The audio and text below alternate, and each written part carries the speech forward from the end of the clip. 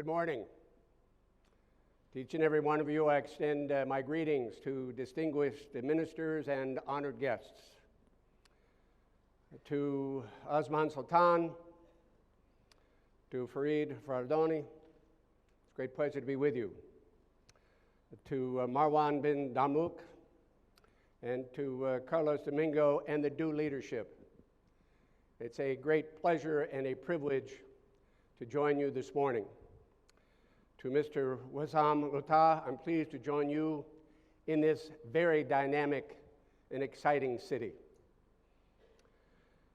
Dubai has a reputation as a global hub for business and for innovation.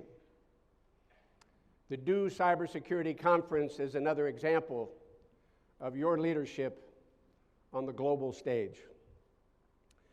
Many of you know me as the first Secretary of the Department of Homeland Security.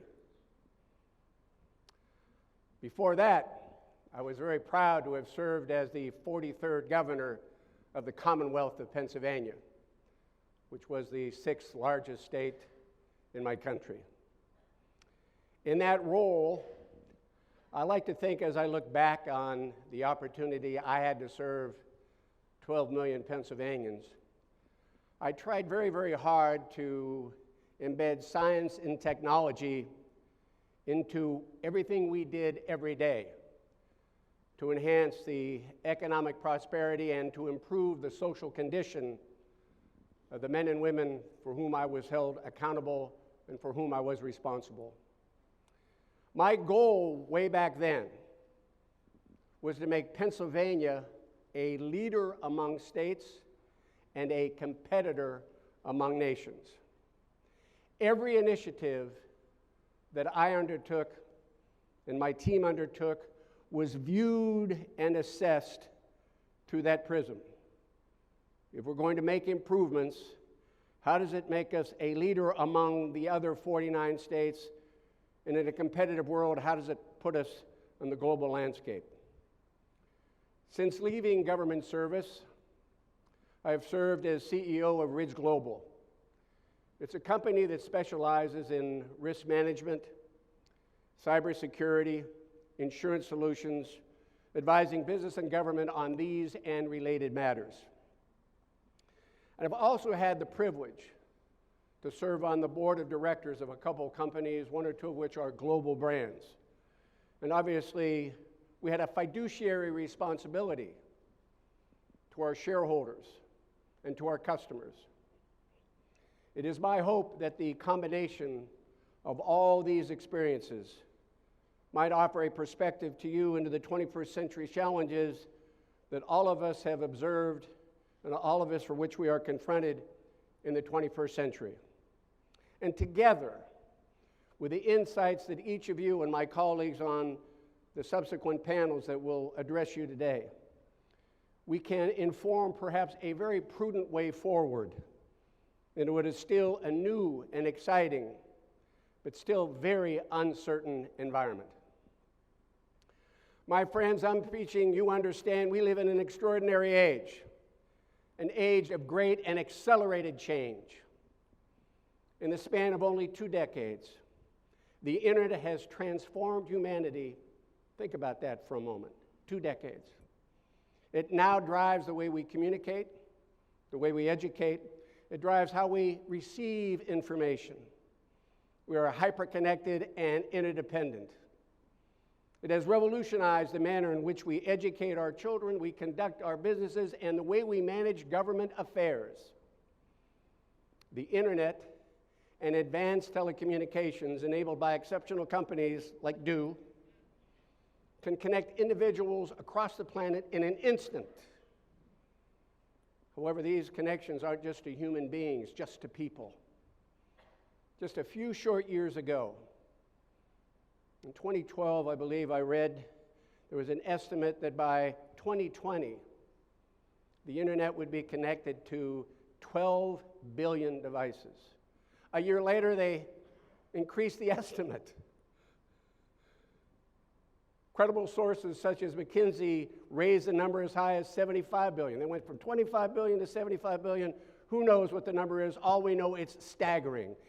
The internet's going to connect us to people and to devices. So the only thing we can say with confidence is that when we're not sure of the number of devices in 2020, the number will be staggering. Smartphones, tablets, computers are increasingly joined in the cyber domain.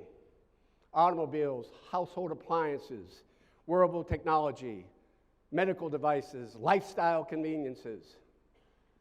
This is the advancement of the Internet of Things, or as my friend John Chambers calls it, the Internet of Everything. The Internet of Things and everything will be inextricably linked to the success of smart cities in the years to come. Now, in addition to the convenience, the hallmarks of IoT, or the Internet of Things, are its speed, accessibility, and efficiency. Speed for supporting the immediate needs of government and business. Accessibility to advance knowledge and the well-being of our citizens. And efficiency to more effectively operate life-sustaining critical infrastructure, energy production and distribution, telecommunications, transportation networks, finance and healthcare systems. It's our hope to harness these attributes in the digital age to build the smart cities of the future, to make our communications safer and more secure, to make our people and our nations more prosperous. Now, the ubiquity, if you think about it, the ubiquity of the internet that connects all these people and all these things is its strength. And the ubiquity of the internet that connects all these people and all these things is its weakness, because it was never designed to be a secure platform. And we must recognize that our adversaries, those who would use the internet in a wrongful, harmful way, likewise see the same attributes as we do. Well-funded criminal organizations, sophisticated hacktivists, terrorists, and yes, nation states. They seek to use the speed, the accessibility, and the efficiency of cyberspace to carry out their own nefarious objectives. Theft, espionage, disruption, and destruction. They too seek to make themselves and their affiliates more prosperous through technology and through innovation. Unfortunately, their innovations arise in the form of advanced malware and the development of new techniques for digital deception. For the leaders in the room and around the world, if we accept the opportunity that comes with the promise of the modern age, we must better understand and accept the peril associated with it. I like to call it the digital forevermore. That's the world in which we are now living, and our children and grandchildren will live for the foreseeable future, forever in the digital forevermore. So in accepting the opportunity, leaders, business leaders, corporate leaders, government leaders, academic leaders, have the great responsibility to do everything possible to reduce the inherent risk. It's always been a risk-reward arrangement.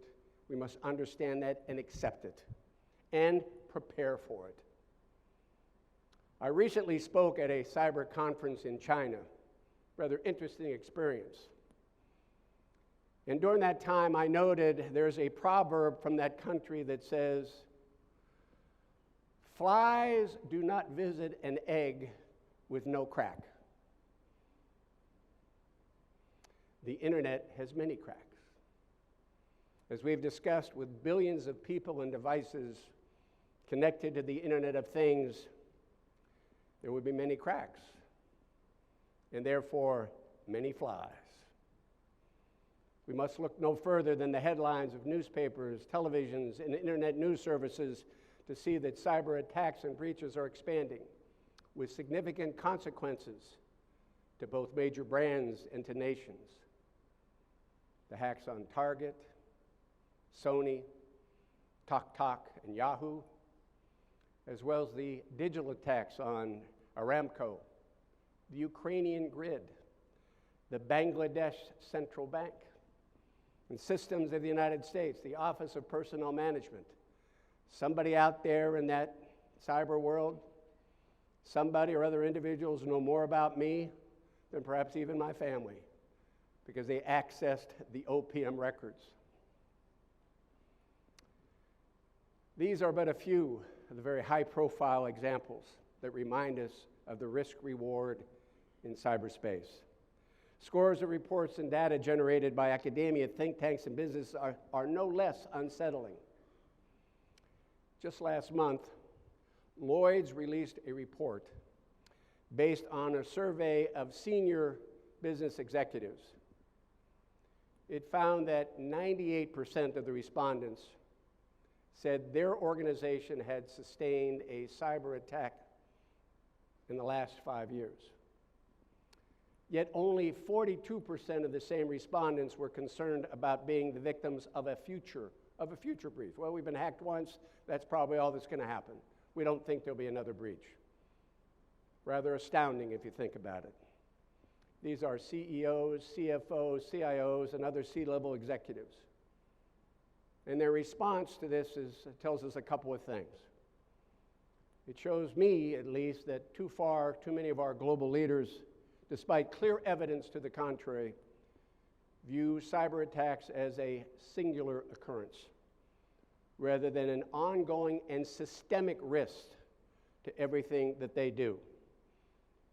They need to consider that as a traditional business risk, not just the responsibility of the IT department. The data, my friends, does not merely suggest a technology problem, which it is, but it is an indication of an antiquated business practice and mindset and of human failure.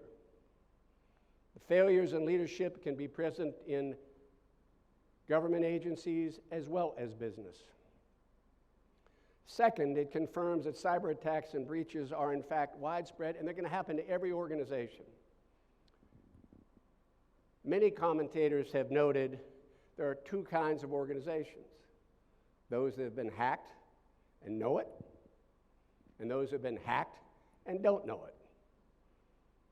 And if we observe these leadership gaps within complex and digital threat landscape that includes the inevitable attack, what solutions can all of us bring to bear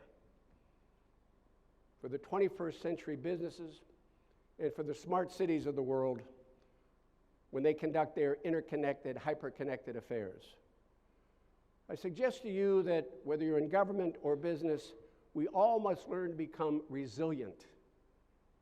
Resiliency is the key word here in the cyber hyper-connected world. I've heard many military commanders and intelligence officials discuss concern of a cyber Pearl Harbor. It's a metaphoric reference to the attack in 1941 on the United States Pacific Fleet. The attack on Pearl Harbor actually was a surprise. Leaders in business and government today, however, I don't think you could plead surprise in the face of a cyber attack. To do so, you must totally ignore the reality in the world in which you are conducting business, whether as a corporate leader, a military leader, or a government leader. It is going to happen. So we must be ready to quickly identify, contain, and resolve the breach in order to ensure business continuity, to limit disruption, and to recover quickly. This is what it's meant to be resilient. It's not about being reactive. It's about being proactive in a dynamic, not a static marketplace. It begins with reducing the risk as much as possible. Being cyber resilient starts with an ongoing process of regular cyber assessments. And again, it's a dynamic environment. Your assessment today may be accurate today, but you better keep assessing it because malware changes, the sophistication of attacks changes. The cyber world is not a static world. It is dynamic and enterprise as we've ever seen and will ever see. You must probe your own vulnerabilities before others do it for you and then exploit them.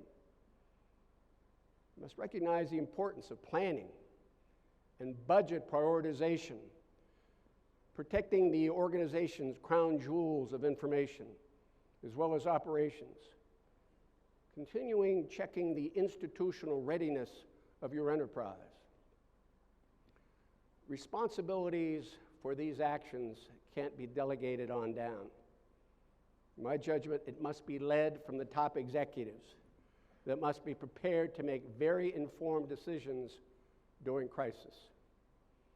You see, this is not just about information and communication technology. It's about your entire enterprise. Everybody has a role to play. For businesses, your significant communications, your intellectual property, and your organizational secrets, as well as very sensitive customer and employee data, it's all located on your networks. You have a lot of information about a lot of people and organizations other than yourselves. And a cyber attack can bring everything to a screeching halt. So the ability to be resilient cannot be bolt on. It cannot be an added feature. It must become a core business and management function. So as you think every day about the opportunity that the interconnected world gives you, simultaneously you must think about the peril and develop a resilient mindset from the executive on down. A similar approach, in my judgment, must be applied to leaders of smart cities, managing large-scale operations of critical infrastructure control systems, sensors, and public safety capabilities across multiple agencies and organizations.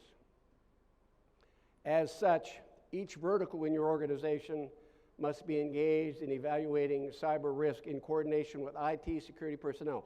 You can't have the IT shop over here, and the OT shop over here, and the human resource shop over here, and the budgeting shop over there, and everybody doing their own thing. It has to be an enterprise-wide assessment across the board. And that mindset has to be driven from the executive on down. As such, each vertical in the organization must be engaged in evaluating cyber risk in coordination with every other entity in the organization. You've got to ask the tough questions.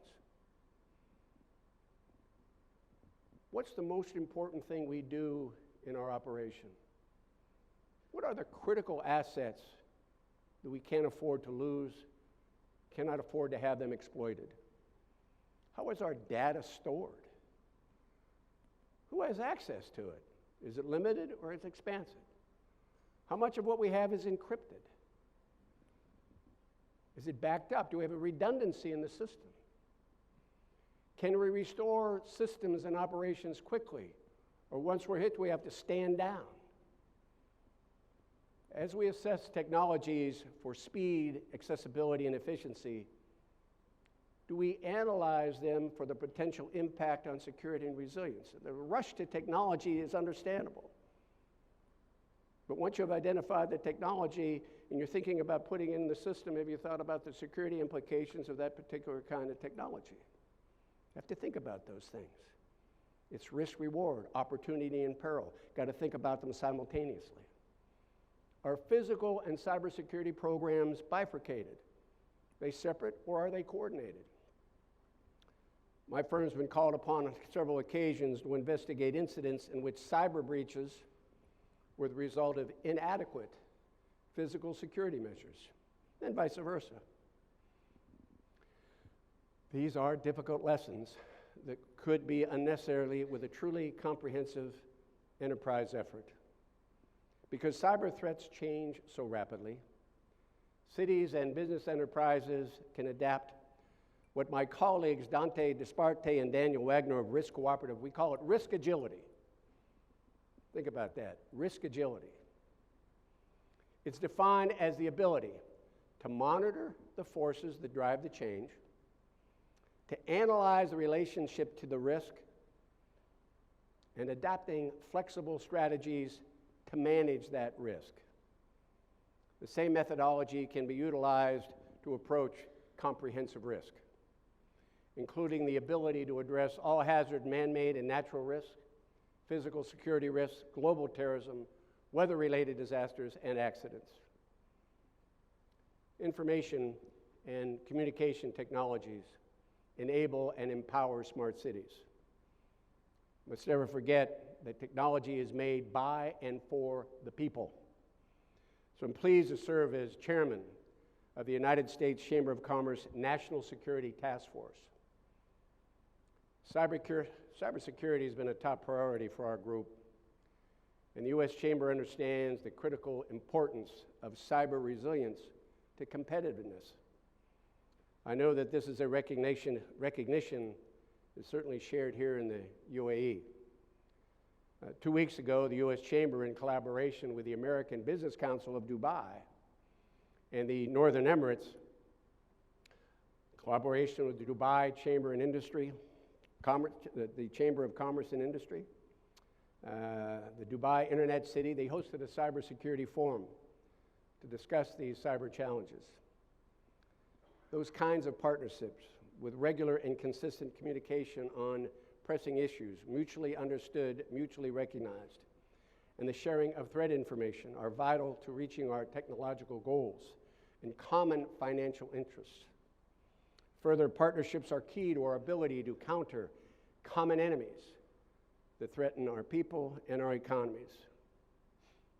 Smart cities of the future must not only invest in information technology,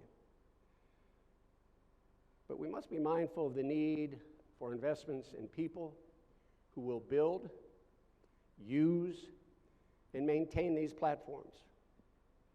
So as we build the workforce of the future with a focus on individuals trained in STEM education, science, technology, engineering, and math, was focused on training employees to help reduce cyber risk as well.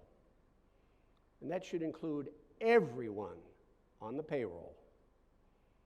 My company, Ridge Global, recently added an educational vertical training component to both senior leaders and users at every level of an organization on cybersecurity.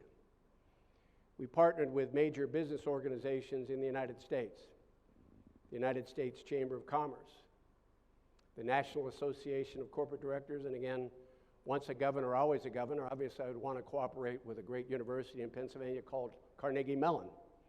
We're going to provide cyber training from the C-suite and the boardroom all the way down, because everybody has a role to play in identifying the risk and reducing vulnerabilities.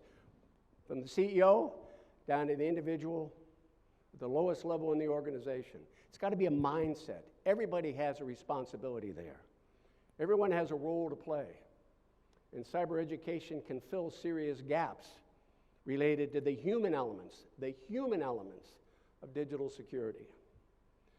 The rise of smart cities is really based on a desire for human advancement, social improvement, economic progress, and safe and secure communities. It's about being transformational. In the 20th century, the equality movement, think about the equality movement led by W. Edward Deming. I'm sure you're all familiar with that equality movement. It was transformational for businesses. Companies that adopted that principle of continuous improvement differentiated themselves, and they all recognized significant growth. I would argue that cyber threats and the scourge of global terrorism, which can come in a cyber form as well, are forcing us to recognize in the 21st century that security and resiliency will be transformational for businesses and government in the 21st century. Companies prepared to transform themselves, build themselves around risk and resilience, will better protect data, their customers, their shareholders, and most importantly, protect their brand, their networks, their supply chains, and their operations will be more secure and reliable. Simply put, they will distinguish themselves in the marketplace. And the communities and cities that build themselves into smart cities will distinguish themselves in the broader global community. In the global competition for attracting business and investment, smart cities have an advantage over their competitors. But cities that are also resilient, it's important to be a smart city, but you also must be a resilient city, will change what it means to be truly a smart city. Not all communities and not all cities and not all leaders have the foresight of those associated with this leadership conference today. What will become of other cities in the era of increasing risk, it's just really hard to say. It's been a long time since I read, and I suspect many of you read, Charles Darwin's, at least I didn't read the whole book, but Charles Darwin's Origin of the Species. And many people have said that he basically concluded that only the strongest and the fittest and the fastest survive. That's how it's projected in many places. I have a different point of view as to what he said. I think his writings remind us that those that adapt to change not only survive, they flourish. I believe that those attending this due conference understand this, else you wouldn't be here. Even though not every attack can be stopped, I don't think we should be breathless about the risks that we face. You accept the reality that they're out there. You build a mindset, an attitude, an infrastructure with the right leadership that say it is a risk and we can deal with it. Let's not be breathless about this. It's the reality of the world. We can do more than merely survive. With the right leadership, I believe we can thrive. By building cyber-resilient businesses, by building cyber-resilient cities, we all can manage this risk before it manages us. That's the challenge. I believe we're up to it. And we can be more agile to adapt to the changes of the digital forevermore. I'm very grateful, very appreciative to DO for inviting me to be here with you today. And I thank each and every one of you for listening to my perspectives. I certainly want to know if anybody on my team or I can be assistance to you. I look forward to learning from you throughout the seminar. And I conclude with this final thought. The 21st century world is just so full of promise. I mean, I think about it in terms of my children and my grandchildren. I just became a grandfather about four months ago. They're going to live in a world that I can hardly imagine.